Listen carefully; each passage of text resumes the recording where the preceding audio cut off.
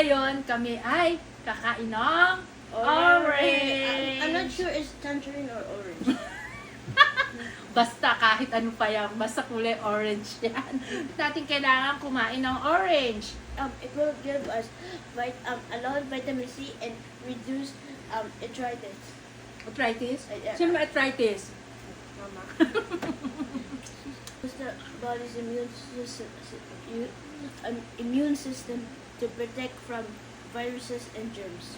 Yeah, you're so galing, mama. So, ayan guys, kaya tayo kailangan natin kumain ng orange, di ba? So, yung mga sinabi ng aking anak, konti pa lang yan. Mas marami pang benefits na makukuha sa orange. There's more than that, so you can just search the Yeah, mag-search daw kayo sa Google. So, ayan guys, bye-bye!